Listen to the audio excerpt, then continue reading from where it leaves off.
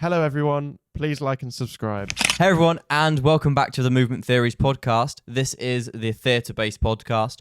We talk about everything in the performing arts space. So whether that's kind of behind the scene or whether it's on the stage, kind of every kind of role, we'll talk about it. Today, we're talking about writing for performance. We're joined by Rob. How you doing? Hi, I'm good. How are you? I'm great, thank you. Thanks for asking. There's several takes in, and I might just start chatting to you. I feel like I always put this pressure on myself to be like, I've got to like say all these right things to the camera. But I could just ask you kind of what we're talking about. Of course. You went to Bruford. I did. You've trained in Russia. Yeah, I did. It was an exchange program. Yeah. But you were in Russia. I was. Which is exciting. You're currently at Central. Yep. Okay, I am acing this. This is good. And you took 4 years. It was 4 years, wasn't it? Yeah, about 3.5, 4. 3.5 as kind of a gap year. So a lot of what we talk about is kind of like not rushing things. It's like, just kind of letting life happen. Yeah, absolutely. As well as kind of a bit of the audition experience, being a writer, creative. Would you direct? I have directed, yeah. You have directed? Yeah. Oh, well, in that case, we'll talk about that as well. Yeah. And anything else? Oh yeah, you mentioned about travel as well, which I haven't done much of, but I really want to, and I don't know when. Like loads of people say before you go to uni, it's like that's when you should travel. Travel whenever, whenever you have time. But like I take so much inspiration from the world because it's just the best place ever. Yeah, and there's so much out there. And so many amazing people to meet and stuff like that. And it's like anyone who says like, oh, should I travel or should I go to uni? I'm like, just travel. And then, uni after. Or like people are like, oh, should I go straight into a job or should I finish uni and travel? And I'm like, travel. Always do something, go and meet people. Yeah, my mate travelled and is going to uni next year. And I was just seeing all the things he posted and I was like, that's cool, yeah. That looks really fun. Yeah. And there is the stereotype of the like that, oh, I'm going on a gap year, like la. But so what? Like you do have really good experiences and yeah. I mean, I also I say I took 4 gap years. It was unintentional. I would happily have gone to uni at any point during that. But I'm also really glad I didn't because I wouldn't have been ready to do that. Yeah. I think a lot of people when they're in that kind of first year or whatever of applying for drama school and maybe it doesn't work out for them, they're like, that's it, like this everything's over. Yeah, but they have no idea what's going to happen in the future. Like no one does. What is going to happen in the future? I have no clue. I could come out of drama school in 3 years time and spend the next 5 years before I land something kind of big, or I could land something straight. Well, you don't know. So I guess it's just that mentality of just like try things. Yeah, do things. Put yourself forward for everything. And travel. Clearly, you think is a good idea. And I agree. I did a tiny bit, but it wasn't like traveling to places. It was just like in my summer holidays. I did a couple of weeks, 2 weeks in Uganda. Awesome. Which was sick. And I think as a creative, you take a lot of inspiration, don't you? From the definitely, things you see. Landscapes and especially, and culture and people. Yeah, all of that. Some of your traveling took you this wasn't traveling, your exchange took you to Russia. Yeah. This was before the war, before all of the this was like summer. I want to say summer 2018, maybe. Yeah. I think 18 or 19. I always get confused. No, it must have been 18. Mm-hmm. Yeah, summer 2018. How long did you spend there? So I was there it was a 10-day exchange, and we spent like 6 days in Moscow at the Moscow International Film School. Nice. And we were living with students there. There was a group of, I want to say about 10 of us who went out there.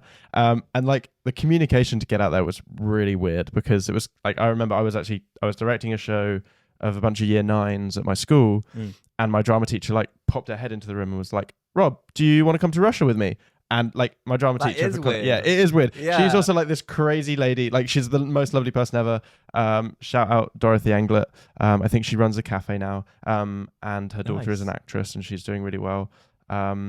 And so we went out there, and so basically she put her head into this class. I was this rehearsal that I had, which is do you want to come to Russia? And I was like, yeah, sure, why not? Let's do it. Yeah, I was like, okay, cool. And 6 months later, we were there, landing in Moscow airport or meeting, and there was loads of people that I didn't know, that I hadn't met before. There was a girl called Izzy who studied at Guildhall. did the acting course there, and she's just been in the Napoleon film Nice. as Hortense, the Napoleon's daughter. Okay. Wow. So she's doing really well, and she was the one that kind of got me on the drama school like angle of like, you need to go to drama school, and you need like, you'd be perfect for it, you'd fit right in, you'd love it. It's, you know, and that was kind of what got me onto that route, because I hadn't had much influence of theatre and drama as a kid growing up. I'd done like, I was really fortunate that my school did a lot of shows, but we didn't have like, my parents are like the least theatre people ever. They love The Lion King, don't we? Like, and that's what got me into it. But like, they don't know a thing about theatre apart from what I've kind of told them from now. And yeah, so Izzy was like, you need to go to drama school. But yeah, and then Russia itself was just the most incredible time. Like I was saying, we were living with these students and their families, and they didn't speak much English at all. So we kind of were learning random Russian words, and they were learning some English, and then we were doing these, like, we got split into like devising groups, and we had to all read King Arthur and his Knights of the Round Table, but I think it's by Richard Green, I want to say, is the author.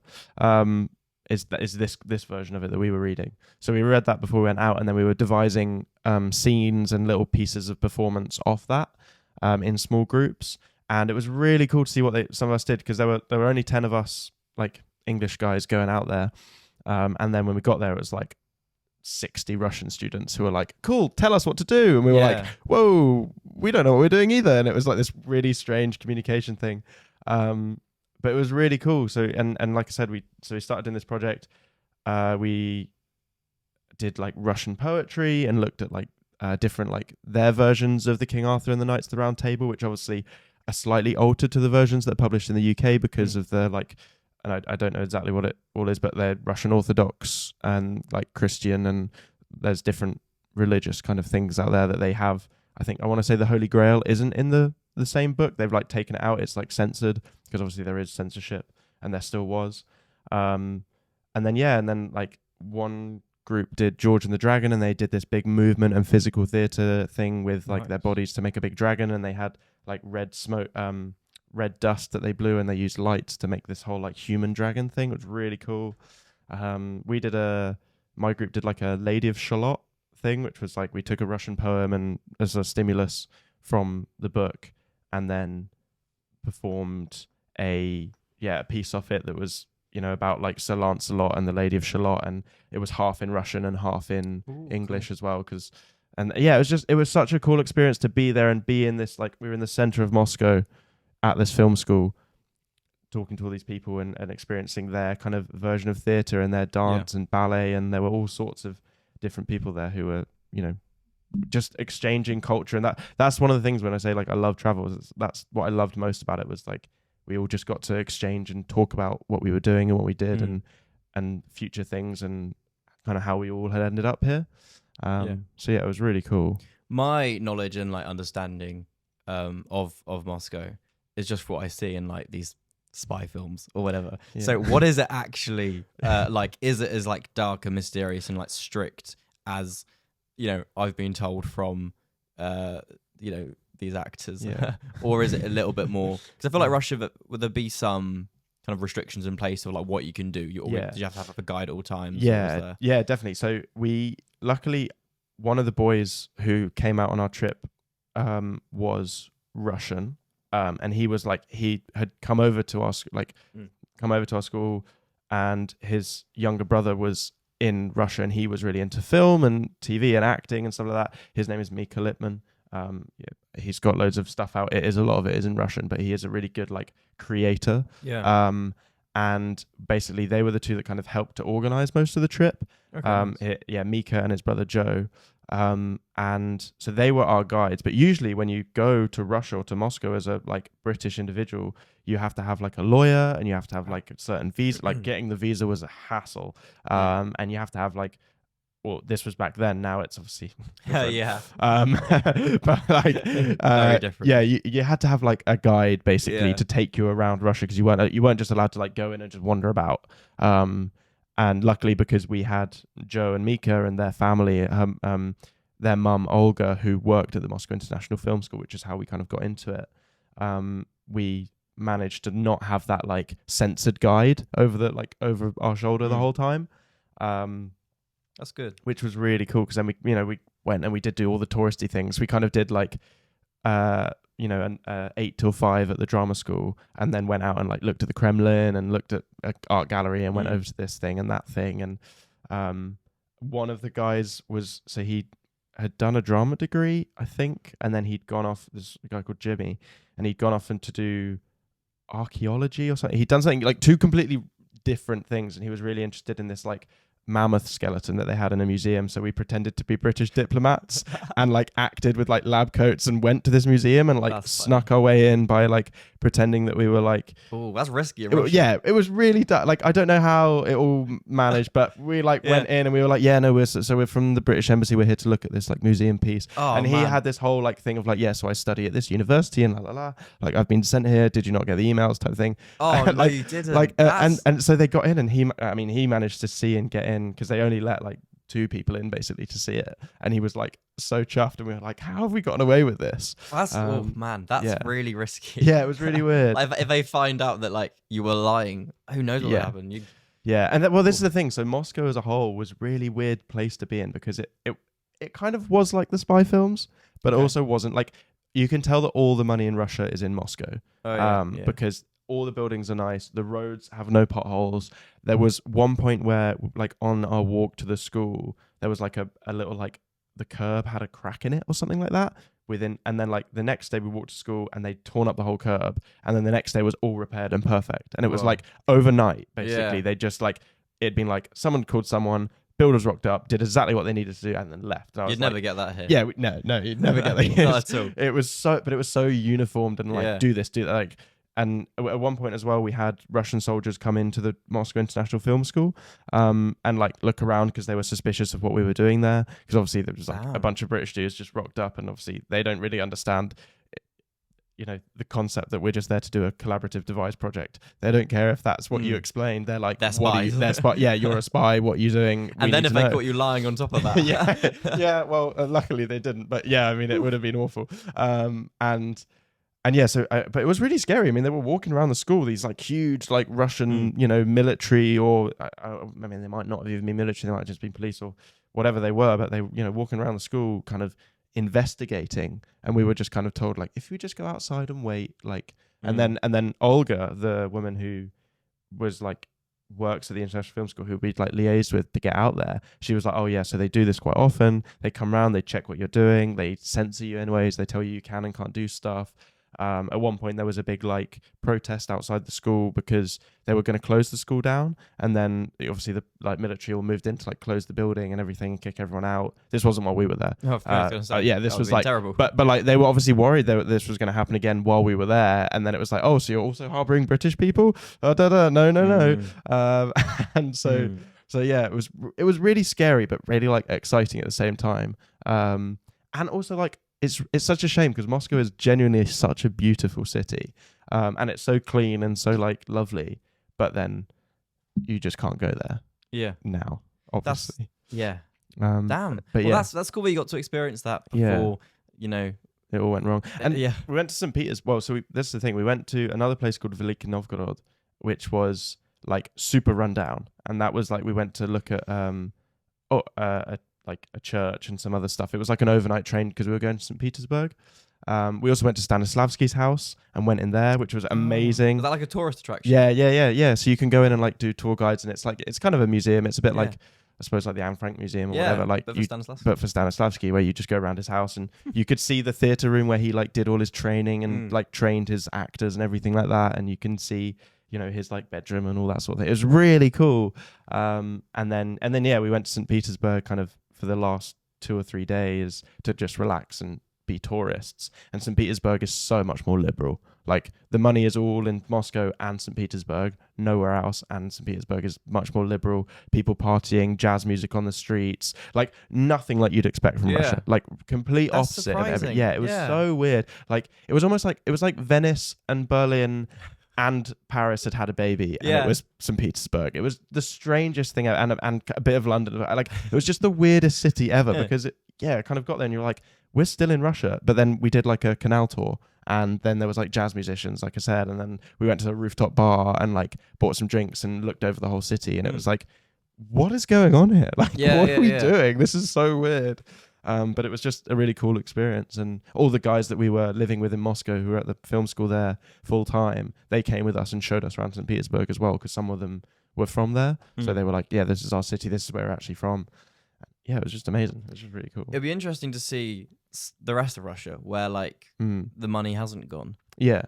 And what like the majority of people have to kind of live what they live with. It's a shame now. Obviously, I don't think anyone's going to go to Russia for a while. I mean, for tourism anyway. Yeah, that's true. I've been seeing all this thing about young people might be getting conscripted or whatever because our army's too small, which is like, I'm sorry, is that true? Seriously? No, I don't think so. No, it's not. Like, is our army that small? Because our army is quite small, but they can't do conscription. I mean, they might do conscription, but I highly doubt it. Yeah. I was a cadet for 5 years. Like, it's okay. Like, it's so you're really gone, unlikely. gone, yeah. like, So I'm one of the first to go. Yeah. No, but like it just doesn't. It wouldn't work like that anymore. I don't think. Like it's not World War II anymore. It's not. I don't think it'll have the same effect. Yeah. What would you do though? Let's say it happened hypothetically. Conscription. Oh, Yeah, I'd be on those boats. I'd be straight over there. Yeah. Yeah. Yeah. I mean, I come from a military background, Okay. and I did 5 years as a cadet while I was in school. And my dad's been in the military for his whole life. Yeah, and you're tall, and I'm like, tall and super. You give me strong. the army kind of vibe. Yeah. Yeah. You walked in, and I've met you once before, and I was like, "Is he Like, really? like Is that?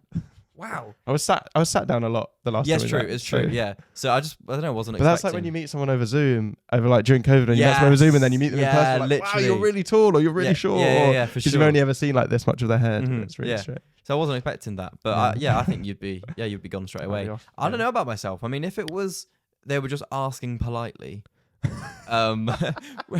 would you please come and do you mind fight just coming for your country? Yeah. I don't know what I'd do. I feel like part of me that kind of inner feeling is like, let's get it. Let's go. But I'm also like, I would be the worst. But I'm not big this is or the thing. strong. People say this all the time. They're like, "Oh, I'd be completely useless." Like they do train you. They're not. Yeah, it's true, not like true. here's a gun, Yeah. off you go. It's like I feel like I'd be better at like being a spy or like kind of going undercover, Yeah. something like that. I don't know. I just feel like I'd do a much better job. Something that's maybe used as acting or drama.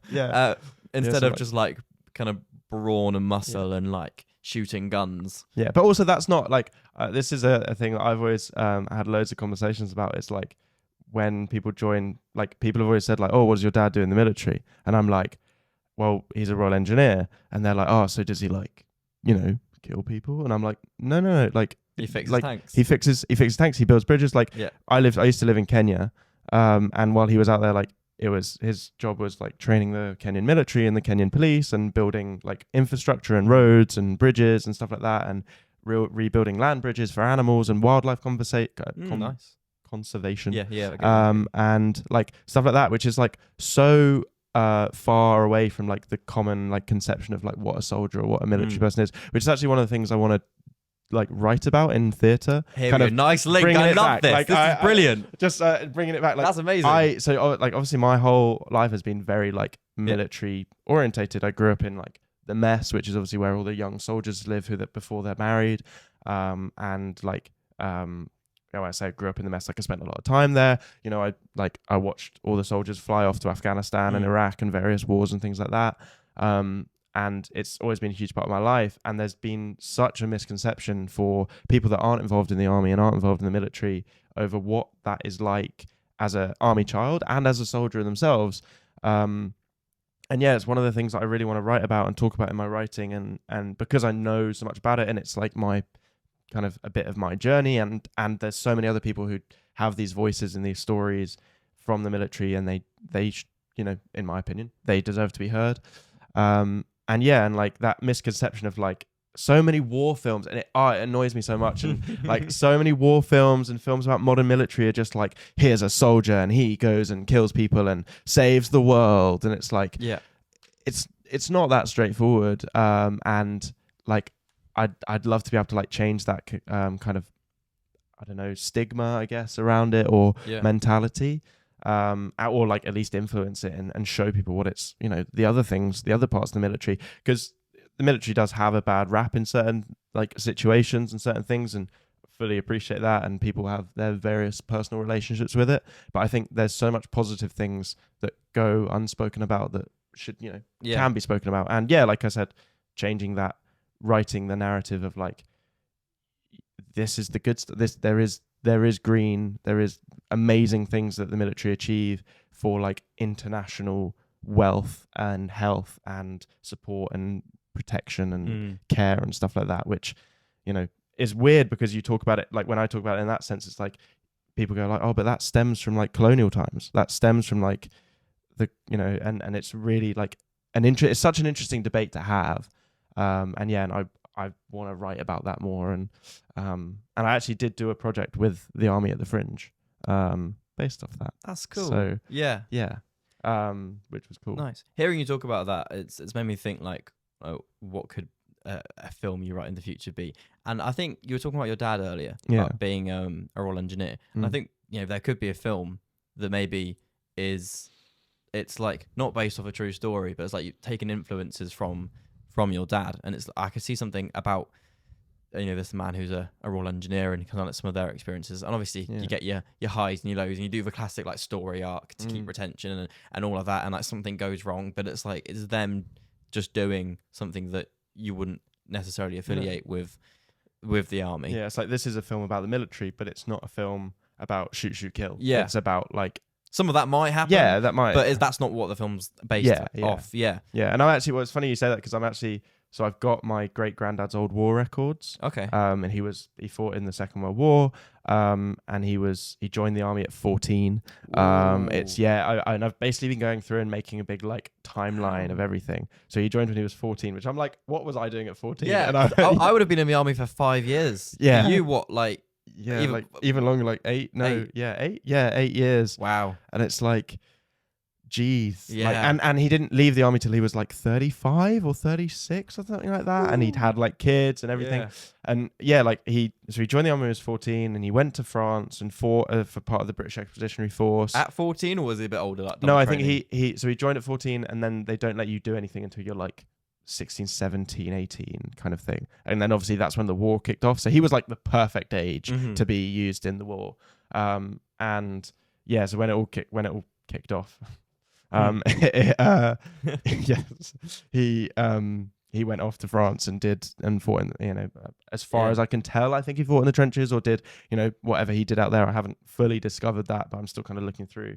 And then he also went to like Yemen. He went to Iceland. He went to he went AWOL at one point, absent without leave, and like just off the record. I think that's when he went home and like maybe either got married or just to see his wife, and then like left again and went back to where he was supposed to be.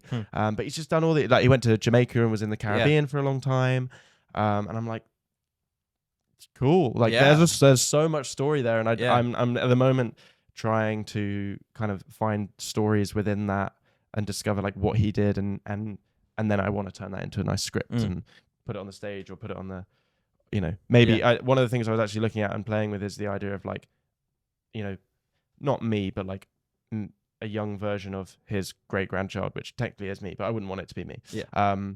And that person meeting him, and like that person is thinking about, you know, conscripting up or joining up for the war in Russia, or the war, you know, Russia and Ukraine, or even Israel, Palestine, or whatever it might be. And like, how do we now look at military conscription, which is obviously really funny because then it literally came up in Instagram like a few days later, and I was like, what's going on? This is weird. Like, why is the world reading my mind? And then, you know, how people, like the perceptions of that nowadays, and then what it felt like to join up back in, you know, 1939, for example. So yeah, that's kind of... Yeah, that's so interesting. And crazy, like how much he traveled as well. So I guess, you know, we were talking about traveling earlier, and it's like, well, just join the army, do it that way. Well, I'm not kidding. I mean, the army do some pretty amazing like trips and stuff like that. I don't want to like go crazy on promoting them, but like a lot of the stuff that I've done in my life has been because my dad has been like, hey, I'm going off to Kenya, or I'm like, I was born in Germany, or like, you're born in Germany? I was born in Germany. I didn't know that. Yeah. I probably did, but just forgot it. Yeah, but like that's what I mean. Like I've like, you know, we lived kind of in Florida at one point. Wow. Kenya and then Germany for a lot of it, and like my parents, we lived in Cyprus, and like I went to South Africa for a while on a school exchange there and stuff like that. So like, yeah, had all these like amazing experiences, and it's all thanks to the military. And like, don't get me wrong, it comes with its like negatives. Yeah, of, and I'm sure like- it must have been difficult and Yeah, hard, and definitely. like so many things Yeah. that challenge you. But I guess like whatever happens in people's lives, there's always going to be things Yeah. that challenge you. It's just your challenges were different to what other people's might have been. Like mine, for example. Yeah. Like we're all. I Yeah. don't know. Life is just. Everyone has their Yeah. journey. Yeah, it's true. Yeah, it is though.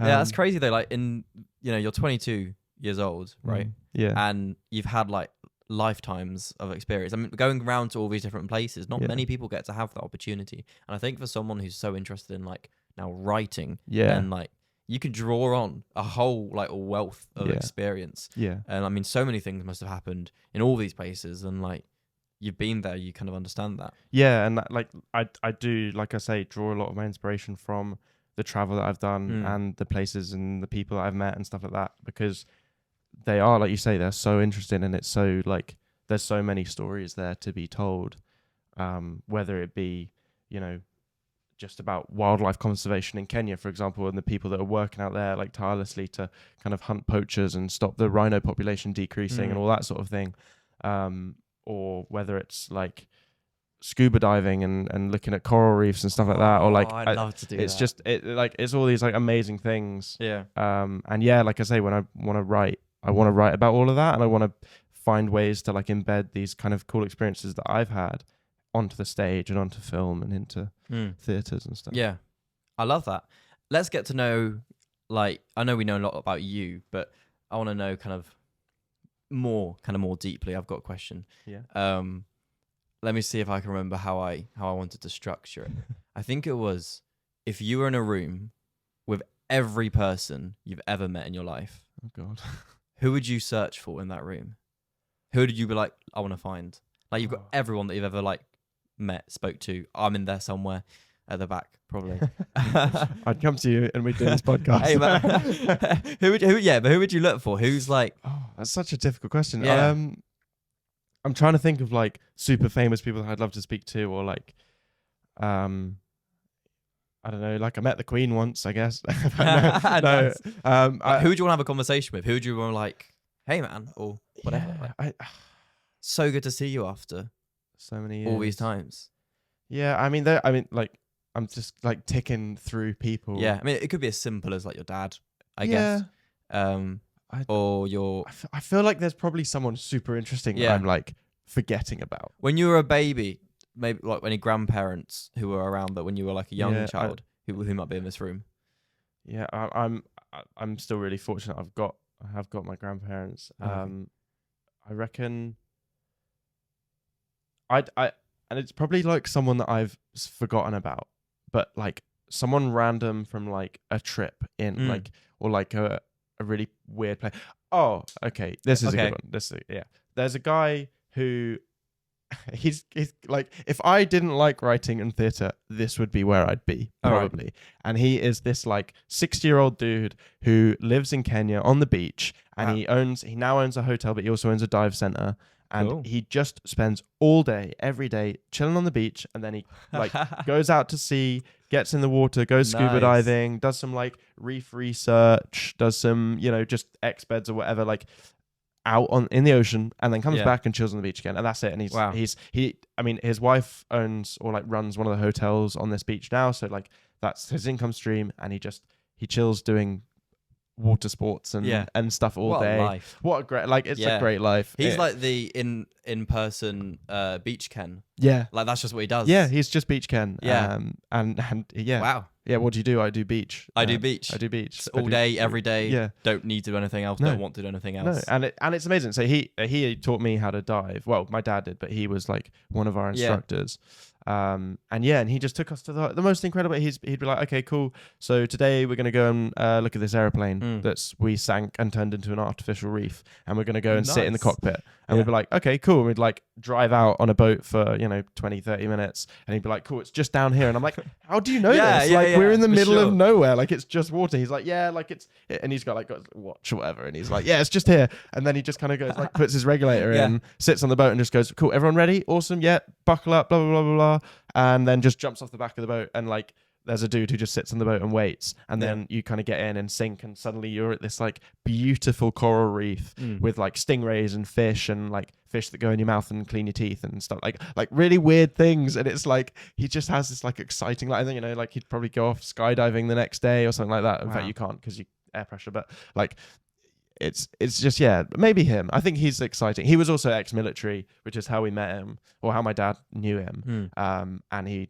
was just like Action Man. He was like Action Ken, but like Action Beach Ken. Action Beach Ken. Action Beach Ken. That's who I'd be if I wasn't into my writing. Yeah. It's probably who I'm going to be anyway, because it's like I'll write while doing fun stuff wherever I go. Yeah. So either him or like I met one really interesting person in Costa Rica who was a turtle conservation guy. I know that's so cliche. I did turtle conservation in Costa Rica, but he was like, again, the most interesting man ever, and he would just go from country to country saving turtles. And it was just cool. It's just like you're cool. You've got a good morals. You've got a good life. What more could you want? You know? God, those people are just like living. Yeah. They're just doing like what they want to do. Yeah. And I think that's the really inspirational thing about like hearing about people like this, that they're just doing what they want to do all day, every day. Yeah. They're not pressured by a 9-to-5 job that they don't really want to work. They're not spending. I mean, some people might be happy, you know, in an office type thing, but they're doing what they love, which is what I think I've taken from a lot of these people that I've met, is like, just do what you love. Yeah. Like, I love writing, and I like always kind of put it to the back because I was like, oh, I don't think I'm very good, or you know, you have these anxieties and insecurities about like theatre work and creation work and stuff like that, because it is scary sharing creative stuff. And like the whole time it's like, I just love it, so I'm just gonna do it and find out what happens next. Like, it doesn't matter if I'm any good, I'm just gonna do the things I love. And you know, just have that freedom. Wow, that's good answers. You've impressed me with that. Nice. So you did your traveling. That was a really long segment on your 4 years in traveling. And I don't know if we even covered everything. But after that time, was it after you went to Bruford? I actually don't know the timeline here. So I was Bruford in this timeline? So basically, I left school. I did like the months I was supposed to do of online school. Then my A-levels got cancelled, and I just got given a bunch of grades, which I was kind of thankful for, because I actually, looking back, I'm like, I'm so glad I didn't have to sit my A-levels. But you know, it is what it is. I ended up not really, you know, needing them so much for a long time anyway. But do your A-levels, and if you are doing A-levels, take it seriously. Well, under the Prime Minister is the UK, people might have to be doing maths and English up until which A-levels. is just awful. And I feel horrible for I'm so glad that I'm like past that stage now, but also it's like these poor kids. The maths, like there's a reason you choose your A-levels. Oh, like, 100%. And like there's a reason I didn't choose maths and physics and shit. Same. Oh, it's so aggravating to watch, and you're like, it's like, I mean, I was the same. I was the year group at GCSE when they changed it to 9 to 1 instead of A to A*, and we kicked off about that as well. We were fuming, and it was like the whole country was like up in arms about it. But yeah, these things, it's like, it's just rubbish. I feel sorry for everyone that has to do that. Because like it's that whole thing, like right, left brain, you know, maths and creativity and numbers and stuff like that.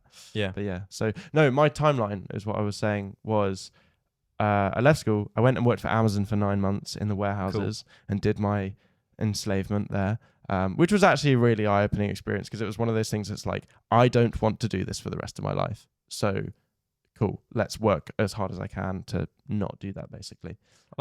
Which was a nice kind of eye-opener lesson, I guess. Then I went and did my traveling in Costa Rica, and I worked in a salt factory as well, like in a warehouse there, in the cold snow and rain. That was horrible. Again, very like grounding. And then I moved to the Lake District after I came back from traveling, and I lived in a hotel, and I slept in a laundry room, like little back room in a laundry room. It was free food, free board, and I got full chef training, and they trained me up to be a chef. Wow. Because they basically were so understaffed. They were like, cool, so we need some help in the kitchen. And I was like, cool, I can chop vegetables, I can do this. I like cooking at home. Like, I've always enjoyed cooking. They're like, cool, can you like help us in the sandwiches? I was like, yeah. And they were like, actually, you're quite fast. Like, do you want to learn how to do everything? And I was like, oh yeah, why not? Damn. And I had 3 months there, I think I want to say. I'd already found out I'd gotten into Rose Bruford after this. That's cool. And they were like, cool. So I had all my chef training. And then worked there, worked in the past, worked on the kitchen, was Yeah. pretty decent at it. Your flatmates, I don't know if you got flatmates this year, but next year or whatever, whoever you're sharing a house with, they're Yeah. going to be so happy. Yeah, Yeah. yeah, but I feel like so much pressure because I'm it's like, oh true. god, no, It's I'm true. gonna cook Yeah. every night. Got to cook every I feel single like night. But Yeah. So, but no, I'm yeah, I do love cooking. That's why I always enjoyed it. Mhm. And like, yeah, so I did that, and I got the other thing that I got to do while I was in the Lake District was have like my 2 days off. I was just walking, so I did like Helvellyn, Scafell Pike, Skiddaw, did all the like mountains and hills there, Yeah. which was lovely for like mental health and everything. Yeah. And yeah, walking, landscapes, nature, super inspiring. Love it. And then yeah, then I went to Rose Bruford and moved to Edinburgh. So yeah. So this was Rose Bruford in Edinburgh, not Yeah. in. I hadn't realised other locations. Yeah, so they had. So this was when I did it like 2 years ago. I think it's changed a little bit now. In fact, I'm pretty sure it has. Because there was one in Edinburgh, which was my one, which was just kind of like straight acting and so on. There was the Sidcup one, which is also like similar to their BA acting courses, but just like a foundation course version of that. And then they had one in Belfast, which, as far as I can remember, was acting for the camera, and then one in Brighton, which I think was slightly different as well, but I'm not 100% sure on what it was. But again, it was like an acting one. And yeah, and I was in Edinburgh, which I was so happy about. And I went and worked as a chef there straight away. I got another job. I was like, cool, I've had chef training. I might as well work as a chef. And worked on the Royal Mile. And I stayed working at that restaurant for 2 years and kind of worked my way up. I worked on the floor and worked in the kitchen and did a little bit of management there as well, like low level, like supervising kind of thing. And did Rose Bruford, which was just amazing and confirmed all my love and all my desires to go to drama school and opened my eyes so much to being at drama school and what drama school was and what it was like to actually be there. So yeah, I loved it. Yeah. How long were you at Bruford for? So it's a 6-month course. You start in September and finish in March. Okay. But they cram everything into it. Like we did a Shakespeare show. We did Much Ado About Nothing. We did a Chekhov, where we had like a couple of different scenes from Chekhov plays like The Cherry Orchard and Uncle Vanya. We did a devising project with this amazing couple. I can't remember what their names. I think one was called Zoe. Oh, it's really annoying. I can't remember their names. But they came in and they did a devising project with us. We had acting classes, singing classes, movement, and ensemble classes. We did Meisner. We looked at Jacques Lecoq. Wow. That's tons. It was like so crammed in. Yeah, and it was a full, like we did 4 days, 8 till 6 or 8 till 5 every day. So it was a really good course. But unfortunately, they've closed the Edinburgh one. I don't know if they've closed the others, but they have closed the Edinburgh one now. And I was speaking to the course leader, Ed, who also worked at the Royal Conservatoire of Scotland. And he was like, yeah, well, we kind of spent all the money we had on your course. And then the year after, they didn't really have much. And then they kind of realized that it wasn't very sustainable and then cancelled it. And I was like, I see. But yeah, and it was really cool as well because it was in Edinburgh. A lot of the staff weren't from Sidcup campus of Rose Bruford. They were from the Royal Shakespeare, from the Royal Conservatoire of Scotland. So we had like this weird link to RCS and had lecturers and teachers and movement people who were like teaching at RCS and teaching at other like universities in Edinburgh, doing the drama courses and doing things like that. So we had this really cool like blend of Rose Bruford and Scottish theatre as well, which was really cool. That's really nice. Yeah. And then you went through the whole application process of drama school. Yeah. Again. Yeah. Yeah. How was that? That wasn't the 4 years, was it? That was part. So this was like year 3. So I applied the first year coming out of school. So if I'd got in that year, I would have literally left school and gone straight in. Didn't get in. I think I got second round central that year actually, and that was it. I didn't get anything else. And then the next year, I got into Rose Bruford, and then I had another year out where I didn't get into anywhere. I think I got like second round Mount View, and that was like the worst audition of my life. In fact, no, it was a great audition. They did an improv bit at the end, and I just basically. I don't even know I can't describe it. It just went horribly wrong. One of those things that like you can't control it. It's just gonna not happen. It's just not gonna go your way, and that's fine. And then this year, starting this September or 2023 September, I then got into Central to do writing for performance. Writing for performance. Yeah. So yeah. You've you've mentioned that at Bruford you did some kind of movement stuff as well. Yeah. Is there a link? How do you link writing and movement, and do they connect? Yeah, absolutely. So we had a teacher called Jim who studied at Lecoq in Paris, I want to say, and he was this American guy, and he was like the most bendy man I've ever met in my life. Okay. Like he was so flexible, okay. So fluid in his movement, and he had such control over his body and such like. So I said, no, it's a good way. I said it in my head, but he was just so like fluid and like moved in this like incredible way, and I was like amazing. And then he did all these exercises with us, and he took us through a lot of like the very basics of like Lecoq and devising with regards to like colors. So we went through each color and went through each like element as well, like earth, air, wind, fire, or earth, air, water, fire, and did all the like movement related to that.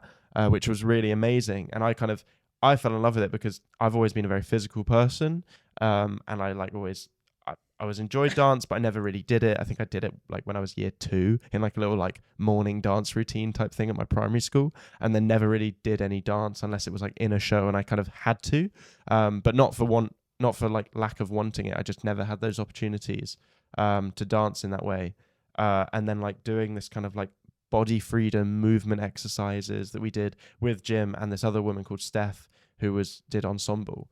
Like that was just the most like incredible, like so eye-opening for me. I was like, oh my God, I can like move in this way and express my body in this way and express myself in these like styles of movement and stuff like that. And discover play and discover character and discover storyline through that as well.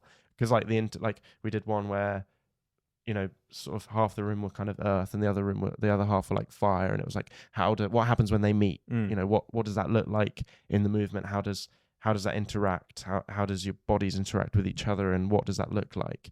And yeah, it was just amazing. And then like moving that into writing, I now find myself like if I'm trying to develop a character or if I'm trying to like build, well, mostly I'm using it in character at the moment. It's like I'll think like, okay, this character walks into the scene. We're in their flat, for example, and walk into the scene. How are they walking in?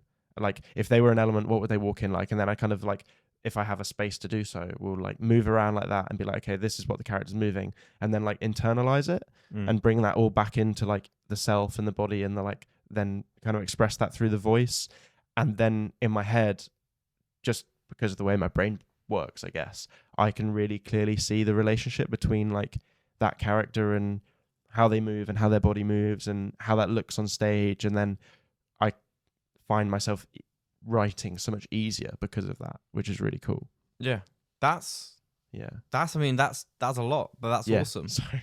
And no, absolutely. I mean, it's great, but I'm kind of taking it all in, and it's like, yeah. I mean, I like, I love movement myself. Not very good at the writing part, to be completely honest, but I find it so interesting, kind of using it in all these different ways. So what's next? Yeah. For those who don't know, we just took a pause. So that was just completely straight in. But what is next? I am interested. So I would love to graduate successfully. Good. Yeah. Would be nice. And I'd also love to graduate with a nice portfolio of plays that I've written, or like at least start like drafts or something that I can go with, so I can kind of go into theatres and be like, by the way, I have stuff. So that would be nice. But to actually go on to what's next, I'd like to study at Lecoq. I'd like to actually go and study in France at the Lecoq school, and then learn French. Yeah, which would keep that Duolingo streak going. Nice. Which is actually really, I think I'm on like 777 quick. Yeah, I'm so good at Duolingo. Wow. And it's one of those things, like if I lose Duolingo now, if I lose my streak, that's like it.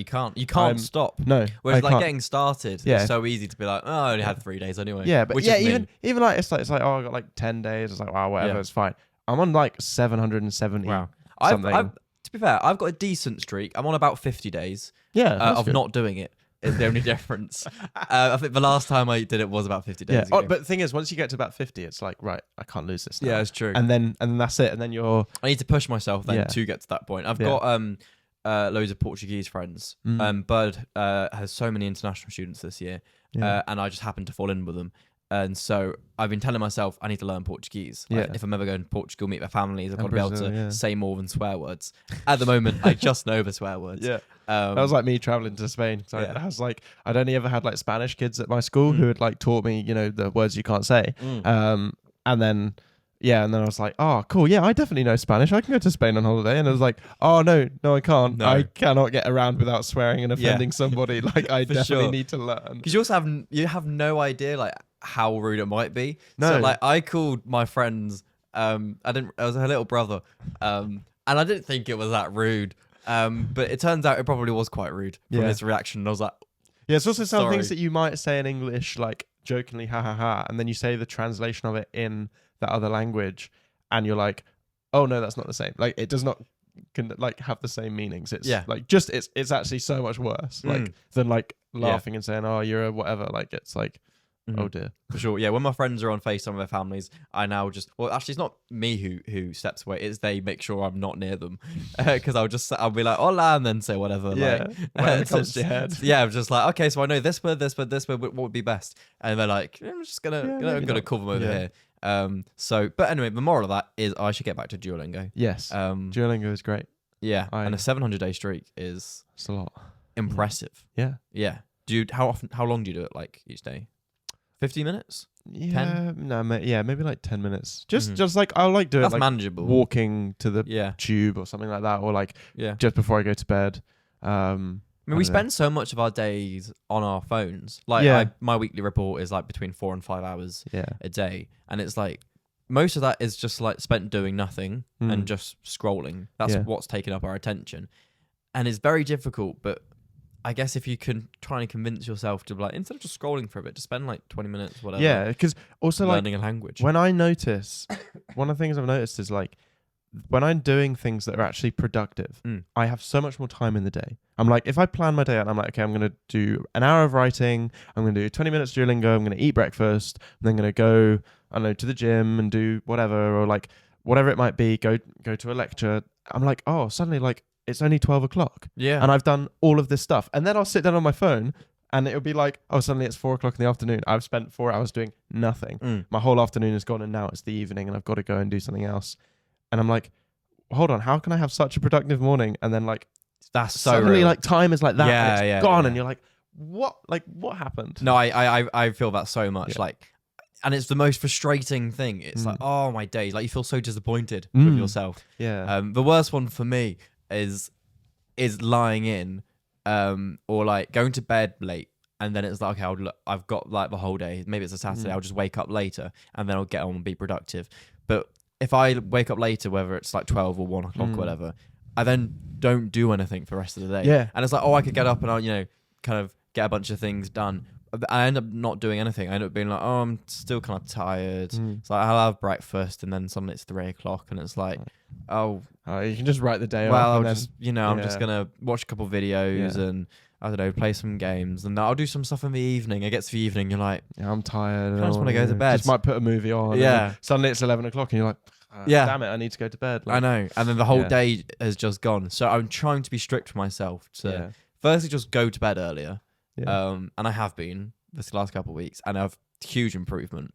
To start going to the gym, which I now again these last couple of weeks I have been huge improvement. I mean, I went from having maybe 40% energy every day to now 80 from doing more exercise. Yeah, which is wild. I've started. So one of the guys I work with, I work at a restaurant. I'm a manager at a restaurant in Covent Garden, and one of the guys I work with there, we've started going to Muay Thai together and doing like physical fitness, and it's been like the best thing ever, because I'm there, like, it's great mentally, it's great physically, like, you have an hour lesson and then you chill around for like half an hour doing some extra, like, I know, bag work or whatever it might be, and like, that like kind of that routine and that fitness and stuff like that is super good for like getting up and getting out of bed and getting out of the house and doing things. For sure. But yeah, something that I've mentioned before is I want to get into Brazilian Jiu-Jitsu.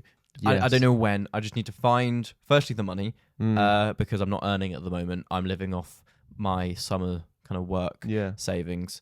So whenever I have some sort of income, I need to be like, okay, how much can I put towards doing kind of gymnastics again, and acro and Brazilian jiu-jitsu, but also just like the time as well. But I would love to. We had a guest who is kind of in musicals, whether it's touring or West End, but is also a self-defense instructor. So they've done like Muay Thai and some Brazilian jiu-jitsu and kickboxing and stuff, and they were like, you should do it. Like, 100%. Yeah, I was hooked. I'd never done it before, and then I went along to this first session, and I was like, and I left it being like, I'm so energized. I'm ready to go. Like, I'm so wired and like excited about this, and I'm like, I have to come back. I have to do this again. And like, I literally cancelled my other gym membership straight away because the first session was free, and I was like, cancel that other one straight away. I'm going to this gym, and I'm going to do this now. And I'm so glad I did, because it's been so like, it's just fun as well. Yeah. Like, this is back to the thing of like, do things that are fun. Like, and you'll find, like, I'm so much better off like going to the gym without any purpose. I was like, I want to, get bigger, like, but like, you just lose motivation and lose inspiration because it's not fun, because you don't feel like you're necessarily getting anywhere. And then it's like, okay, now I'm doing something, I'm learning a skill and fitness, and I'm stretching, and I'm more flexible for like movement, which I can then use in the theatre world and stuff like that. And again, like meeting cool people who have done really cool things. Like, it's just interesting. It's so much more fun, and because it's fun, it's easy. It's not work. Like, same as like with writing. Like, I don't find like writing is work. It's just, I'm just gonna write and sit and do this. Yeah, enjoyable. That's really good that kind of your mindset is there. I think it really helps kind of put you kind of that step ahead, because you just enjoy doing the things that is going to be your career anyway. I've had so many people are like, I want to do this for my career, but then it's like, I've got to actually like do it instead of not. Also, I just love having these conversations because I start to realize things about myself. I think I might mix and match with the gym, because you were saying about like going for kind of no purpose, or just like, I just want to get strong. And at the moment, I'm just doing it because currently it makes me feel good and kind of get on with my day better. But also, it's with my strength. But maybe I could do a couple months kind of gym stuff, but then cancel that membership and then do some martial arts for a little bit, and then kind of cancel that, take a break, do some more. I kind of do, or maybe I do some more acro, because I went at the beginning of my first term, and it was really fun. Acro is I've never done acro. Or gymnastics. Never did any of that. You just have to try it. Even if it's just once, and you'd be I'm so quite surprised. Good at doing cartwheels. Yeah, well, there we go. Mostly when I'm trying. You're ahead then. You know, you can step in. You can be like, I can do a banging cartwheel. Yeah. You might have to go drunk though. That's the only thing. Yeah. But it's so much fun. I feel like everyone should just give it a try. Yeah. And I feel there's a lot of I feel like a lot of people feel kind of pressured because it's like, but I'm not good. Yeah. Like, well, the whole point of you going is to like learn things. Yeah. To then feel like you're good. Yeah. That's exactly how I feel about Muay Thai as well. Like, I go there and I'm like, I'm not brilliant by any means. And obviously when you're sparring with someone, or like, kind of practicing, like, you do get clocked in the face every now and again. And it's like, okay, cool, lesson learned. Like, now I know how to defend that better, because otherwise I'm going to get hit. And like, or like with gymnastics, like, otherwise you're going to fall. But like, there's nothing wrong with falling. You just learn, and that's that. 100%. Yeah. It's cool. I honestly, I think it's such a fun discipline and sports that, I think can be affiliated, have a bit of a bad rep when it kind of comes to like your health and stuff. There's a lot of kind of being overworked and stuff. I feel a lot of people also go like, I'd love to do gymnastics, but like I should have started earlier. Like, if you wanted to have that life of like 20 hours a week competitive kind of thing, cool, you should have started earlier. But you can just do gymnastics just to as a hobby for fitness, which is kind of where I'm currently at. I mean, I was doing it kind of competitively, and it was rough. It was so tough, and it really drained my love for it. And then I took a couple of years out, and then I came here, and it's like, I'm just gonna kind of go every now and then. Yeah. But I think what I'll do is I'll just do a couple months, maybe 1 month, maybe two, of like one thing, and then spend some time doing another thing. Yeah. Because I've got the money to like do one thing outside of kind of college. Yeah. Like, that's possible, but I couldn't do the gym and jiu-jitsu and gymnastics. Like, that just wouldn't be possible. however fun that would be, I also wouldn't have the time. No. Yeah. Yeah, time is huge because it's like 100%. Like living in London is expensive as it is. Like I don't Yeah. like if all my activities are spending money, it's like I Yeah. actually do need to earn some at some point. I guess in Central as well, like you've got to pay just to do anything because Yeah. of obviously transport. Yeah, It's like if you want to get to school, if you want to, I don't know, even if you have a job or like you want to get around anywhere, yeah, you always have. I guess what's good about just being slightly outside of London is it's more you can just walk. Or Yeah. next year I might get a bike and then just Yeah. cycle. See, I brought my bike with me to London thinking I would use it all the time. And And then you I haven't. cycled. Well, no, I cycled once to Okay. Central. Okay. And it was like a half an hour, 20-minute cycle ride. But I got to class and I was sweating. And Yeah, I was yeah, like, yeah, I was in jeans and a jumper and I was sweating and I was horrible and it was raining and I was soaking wet. And I was like, I am never doing that Yeah. again. Like that was not worth the hassle. Like I will 100%. pay. Yeah. And I think like I've got the, student Oyster card, 30% off, whatever. Yeah. It's like same, £1.15. It's like to get to and from. Like I'll just to sacrifice save you from the rain and the that, sweat and the horror, and I'll just leave half an hour earlier than I need to, and I'll just take the tube. Like Mhm. it's not ideal, but it's so much better than the alternative. Yeah. And I haven't used my bike since. Yeah. So- Well, you should sell it, get a little bit more money, and then Yeah, you can spend that on more travel. yeah, And also all that like those small journeys. It's sort of like £1.50 whatever, but then doing that a couple times a day, maybe more. every single day. It's like, so oof. like it's really like Yeah. it's still I mean, it adds up. There are a few things you can buy. Like I swear there's some zone. I don't know. Yeah, or like certain rail cards and things like that. But like you can get like season. it's just London's just expensive. Yeah. That's the thing. Like It is. It is. there's no two ways around it. Like I like if you're going to move to London, like before I knew I was going to move to London, I just saved as much money as I could. That's what I've done. And That's what I've done. worked like ungodly amount of hours, and it actually had a huge mental detrimental effect on me. But here I am having here the now. best time of my life. Yeah. So So it was worth and it. I'd sorted out those issues that I had because they were deep rooted in other stuff. But like I'm like now I'm here and it's all fun and games, and you Mhm. can have those like luxuries that Yeah. are nice.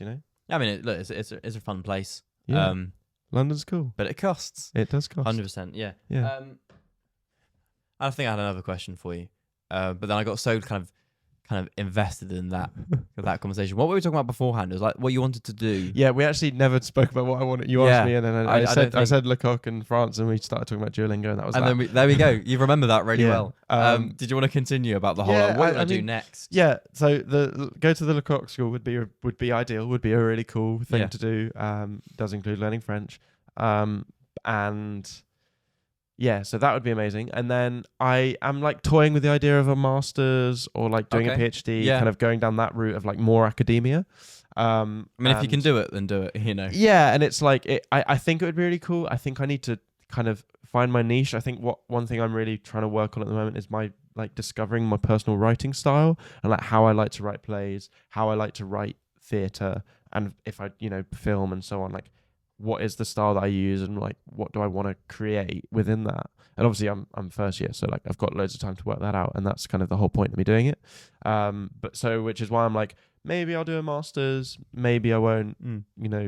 Also like they're expensive as well, and Yeah, where do I it's do true, it? it's Do I true. do it in London? Do I do it somewhere else? Like, who knows? So maybe more academics, and then obviously I like a dream of mine since I've kind of like been on this like writing journey has been to have a play at the National Theatre and have a play at the Royal Court and have a play at this like here and there and everywhere. Yeah. Just be a successful writer. And obviously my like kind of what I define as success is changing all the time of like for me personally in the way of like before it was like get into drama school and I'm here and I'm like cool I guess do this then, like that's my next thing. And so yeah, like I think getting something on at the National Theatre, having a play produced and put on and watching it and being able to sit in the audience and be like, that started at my desk. Yeah. And that was me. And I did that and now it's here. And all That's these lovely epic. people are enjoying it. Yeah. And that's really exciting. So that would be cool. And then just see where life takes me.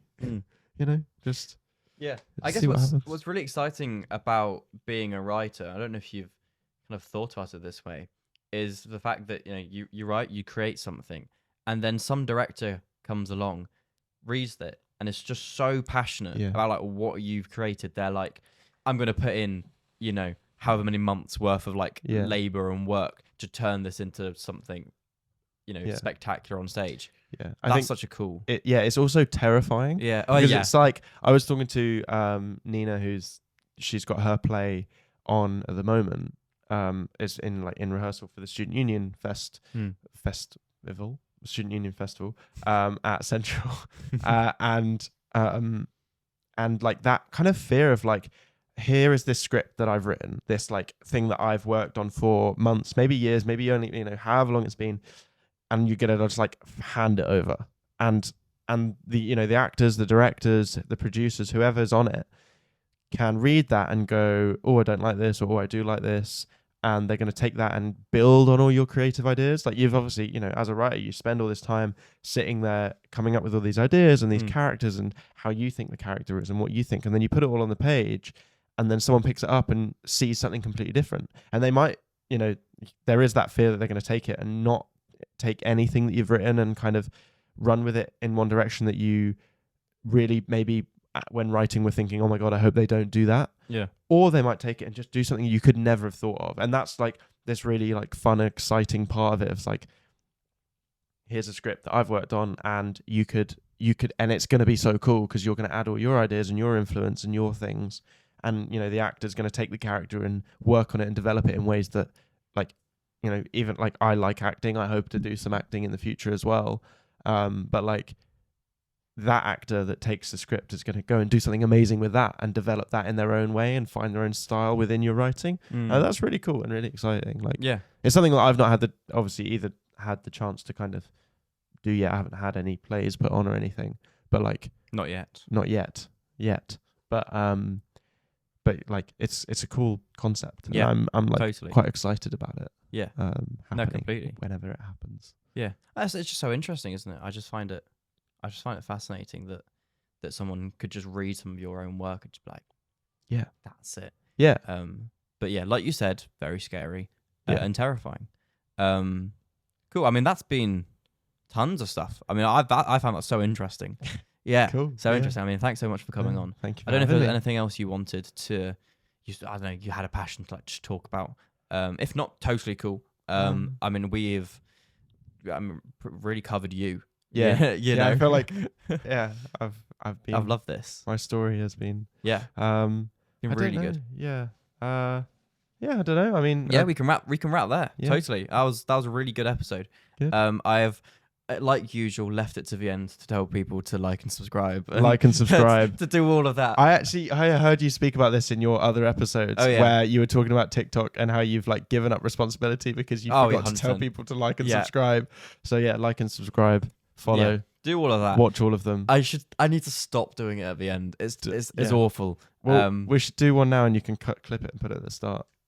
Oh, I mean, that's an interesting idea. I just don't know if I can edit that well. Hello, everyone. Please like and subscribe. And then amazing. Thank you. I'm going to use that. You're just going to kind of put that at the start of every episode. Ooh, yes. I'll make it to like a GIF. Yeah, a GIF. Yeah. Hello, everyone. My name's Rob, and please like and subscribe and follow. I love that. Yeah. I'll see if I can make it work. If it doesn't work, it doesn't work. No. But I'll give it a try. I promise you, I'll give it a try. I think after this episode, I'll do some editing. My worry is that people will hear me go, right, awesome. I mean, that was a great episode. I'll be like, okay, and click off. And it's like, none of this gets heard. But for those of you who have stuck around, like, I really appreciate you. Yeah. And like, do feel free to like let me know that you've watched this far, or like that you like the content, or that you like the podcast, because a lot of the time it's just like I put the episodes out and then the video gets the views and the likes and whatnot, and it's like I move on to the next one, and then it's just like people like that. Yeah, because I don't know, people don't. As an audience member, up until now, we liked it. Thank you so much. That makes me feel so good. As a frequenting listener. Oh, I appreciate that. It's enjoy. I mean, I hope people don't get to this episode and go like, now it's rubbish. It's like, terrible, man. No, I'm not listening to any more of that. Yeah. Well, after they had that rubbish nutter Rob on game off, like. No, this episode was good. And actually, this it's not sad, but I've been doing this channel now for 7 months. Yeah. And I've been doing it every single week. And last week was the first week we didn't post. So you'll be the first episode back. Awesome. From my, what would have been, 2 weeks 2 week break. Yeah. Which... It was a planned break. It wasn't. It really wasn't. Claim it. We had like 3 cancellations, and like we meant to have 3 recordings that week, and it just didn't work out. And we were like, there is actually nothing else we can do. Yeah. And I think like when you're such amateur, kind of like the level we are, you can't expect anything from people because people have busy lives. We're not really that important. Like, people are doing us a favor. You've done us a favor for, you know, coming here after your lessons in the wind and the rain and whatnot, and like trekked over. Like, I really appreciate that people do that.